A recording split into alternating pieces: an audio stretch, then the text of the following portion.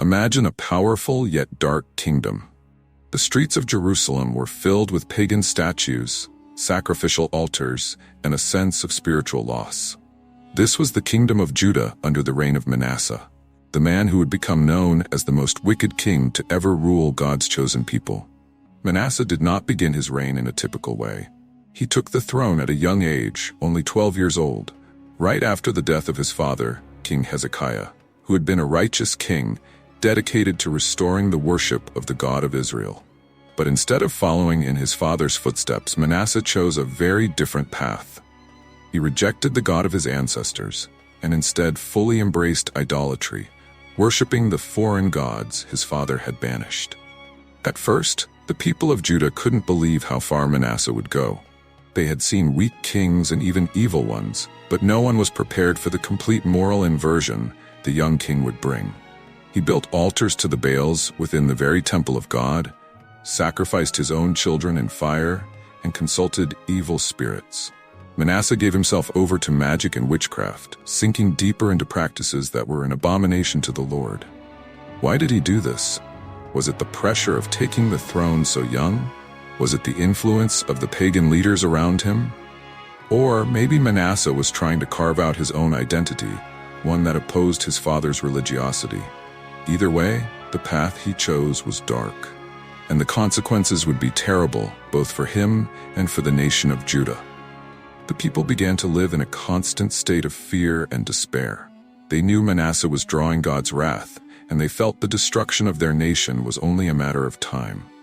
God's prophets cried out against the king, warning him that his rebellion would bring divine judgment, but their words were met with scorn and hatred.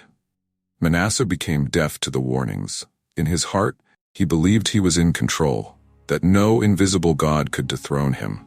He ordered the death of many innocent people, filled Jerusalem with the blood of its own citizens, and became the ultimate example of corruption and wickedness. And so Judah, once a prosperous and blessed kingdom, plunged into darkness. And then, disaster struck. A disaster no one expected, one that would change the course of Manasseh's life forever. The disaster came in the form of the Assyrian armies. In his arrogance, Manasseh believed he was protected by political alliances and the gods he now worshipped. But he underestimated the power of the true God of Israel, the one his father Hezekiah had so deeply revered. The Assyrians marched on Judah with relentless fury. They took the city, devastated the fields, and finally captured King Manasseh himself. Imagine the horror of being led away in iron chains, humiliated before his people and his enemies. Manasseh was taken captive to distant Babylon. There, chained like a common criminal, he experienced a misery he never imagined he would feel. All his false gods had failed him. The power he believed he had dissolved the moment he was dragged through the streets of his hometown. For Manasseh, this was total ruin. In the depths of a foreign dungeon, without friends, power, or influence, Manasseh finally confronted the harsh reality of his mistakes. The pride that had filled his heart was shattered. He realized that all the gods to whom he had sacrificed were useless, that all the blood he had shed, including that of his own children, had brought him neither peace nor true power. During these dark days, something began to change in the heart of Judah's most wicked king. The words of the prophets, the warnings he had so ruthlessly ignored, echoed in his mind. He remembered the God of Israel, the God of his fathers, the God who had protected him so many times. And then, something unexpected happened. Manasseh, broken by disgrace and pain, did something no one could have ever imagined. He humbled himself before God. In his captivity, he prayed. His words were not like the proud prayers of the past, but a sincere plea from a man who finally recognized his insignificance before the Creator. He cried out for forgiveness, acknowledged his sins, and surprisingly, God heard his prayer. In that moment, something changed. God, in his infinite mercy, answered Manasseh's cry. The man who had been the most evil king of Judah, who had sunk into the depths of idolatry and wickedness, was forgiven. Manasseh's heart, once hardened by evil, was now broken and filled with repentance. And God, in his goodness, allowed him to return to Jerusalem and reclaim the throne. But despite his return, the path ahead would not be easy. The people of Judah were still lost. The kingdom, corrupted by Manasseh's own actions, now needed true leadership to repair the chaos he himself had caused. The false gods he had brought into the temple were still there. The impure sacrifices still continued. Now, Manasseh faced his greatest challenge, to restore Judah and somehow make up for all the evil he had done. He knew the task would be arduous, but with a renewed heart, he prepared for this new mission. Repentance had transformed him, but would he be able to fix everything he had broken? Back on the throne in Jerusalem, Manasseh was determined to change Judah's fate. The weight of his past haunted him. He knew the people saw him as the king responsible for years of spiritual darkness and moral destruction. The city, once filled with prayers to the God of Israel, was now covered with idols and altars he had erected. The task of restoring Judah seemed impossible, but Manasseh's repentance was genuine, and his renewed faith guided him. The first step of his transformation was radical. With his own hands, he ordered the destruction of all the pagan altars he had built, starting with the very temple of God. Imagine the scene. The sound of stones from the altars crashing down echoed throughout Jerusalem. The people watched in disbelief as the king who had once led them into idolatry now furiously destroyed everything he had built in worship of false gods. But the change wasn't easy. Many in the kingdom still clung to the idolatrous practices Manasseh had introduced. To them, the foreign gods were familiar, and abandoning these practices would not happen overnight. Moreover, spiritual corruption had spread to every corner of Judah, and the temple itself, which was supposed to be a symbol of purity and holiness, still bore the marks of idolatry. Manasseh knew that simply tearing down physical altars wasn't enough. He needed to restore the people's faith. In this process of rebuilding, the king met with religious leaders and prophets, seeking guidance. He restored God's altar in the temple and encouraged the people to return to true worship. Manasseh's words were now different. They no longer came from an arrogant, power-hungry heart, but from someone who had experienced divine mercy and understood the value of forgiveness. Manasseh's transformation had a profound impact, but it also provoked resistance. Some leaders who had profited from idolatry were unwilling to give up their privileges. Others simply did not trust the king's sincerity, believing his actions were merely an attempt to regain political power.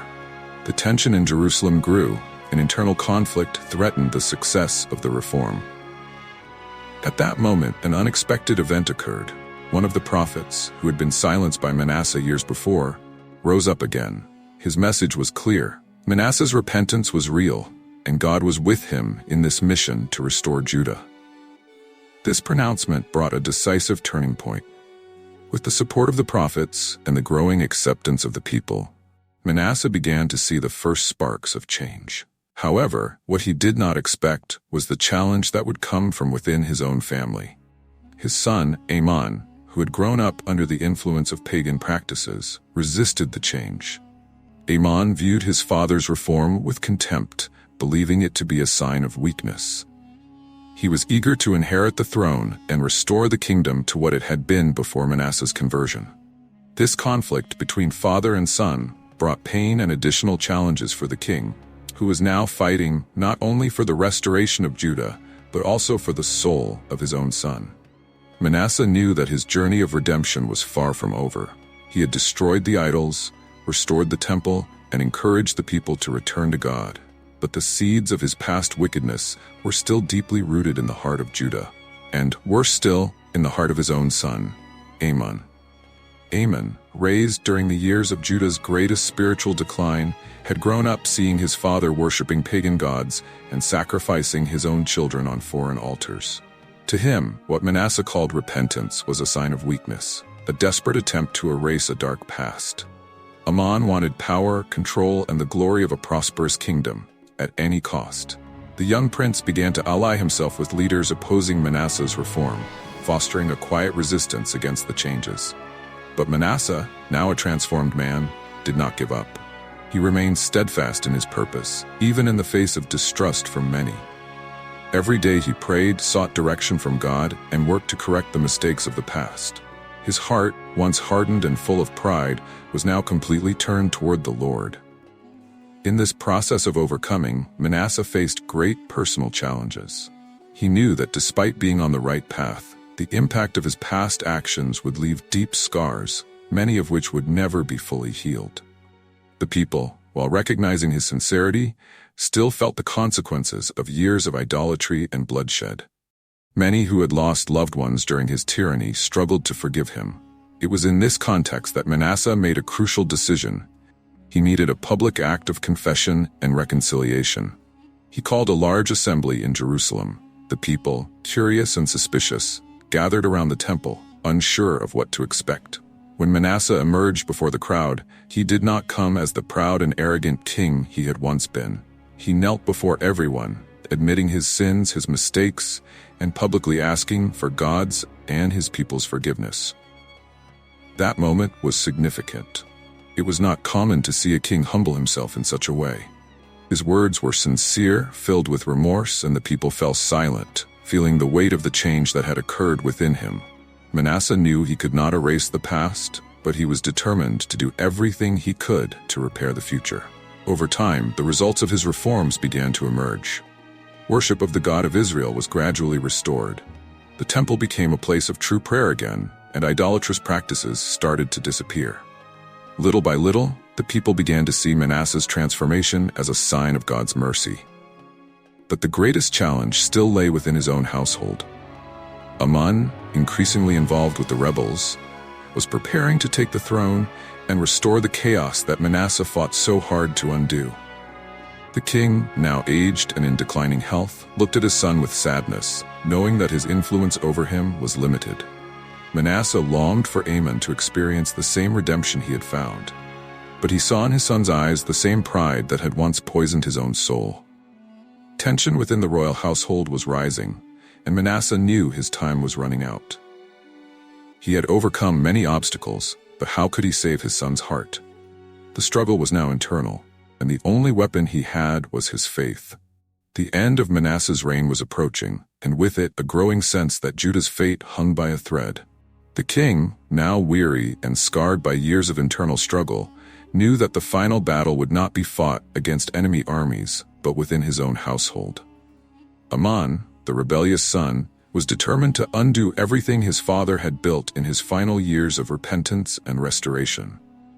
In a desperate attempt to save his son's heart, Manasseh called Amon for one last conversation. The king knew this meeting might be his last chance to reach the young prince.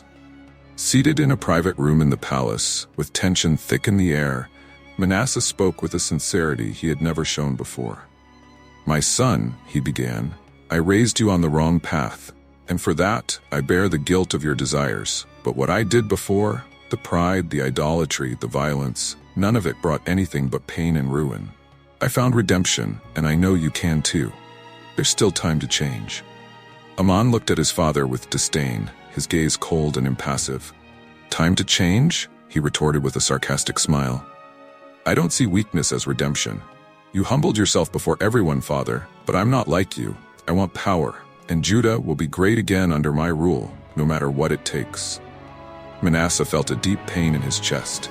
He had faced enemy kings, endured torture, and watched his kingdom crumble by his own hands. But in that moment, the true pain came from his son's rejection. The son for whom he had devoted his final years in the hope of saving. However, something unexpected happened. Amon, consumed by his own pride and anger, abruptly stood up and left the room, leaving Manasseh alone, feeling the weight of personal failure. The old king knew that the change in his son's heart would not be immediate if it ever happened at all. But he would not give up.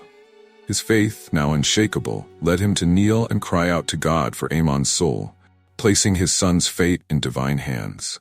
A few days later, Manasseh fell gravely ill. His body, already weakened by years of tribulation and repentance, finally gave way. As he lay on his deathbed, surrounded by his faithful servants and advisors, something extraordinary happened.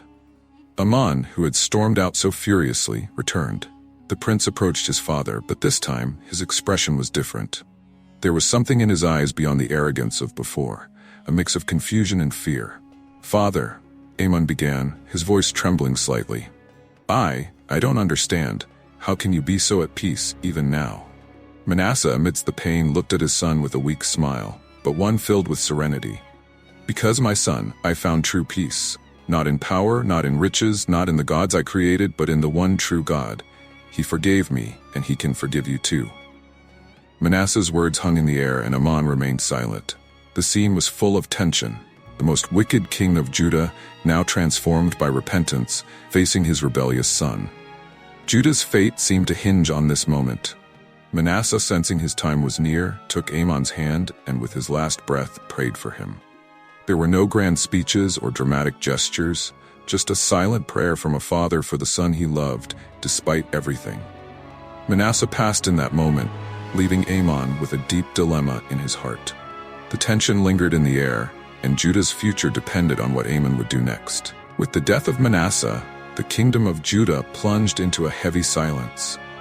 The people, who had witnessed the reign of terror of the former king and later his surprising conversion, now waited in uncertainty for what would come next. Amon, the son of the repentant king, stood before a choice that could change Judah's future forever. During the first days after Manasseh's death, Amon remained isolated, reflecting on his father's legacy. The young prince had despised Manasseh's changes and planned to undo the reforms, but his father's last words, especially the prayer on his deathbed, had left a deep mark on his soul. Amon couldn't ignore the tranquility Manasseh had displayed in his final moments. He began to wonder if perhaps there was some truth in the words of the repentant king. However, the pressure from Judah's advisors and nobles soon fell upon his shoulders. They encouraged Amon to follow the path of idolatry, suggesting that the kingdom return to the worship of foreign gods, strengthening alliances with neighboring nations. Many saw in Manasseh's death an opportunity to regain power, believing that Judah would only prosper if it followed the practices of its old idols. Amon was torn.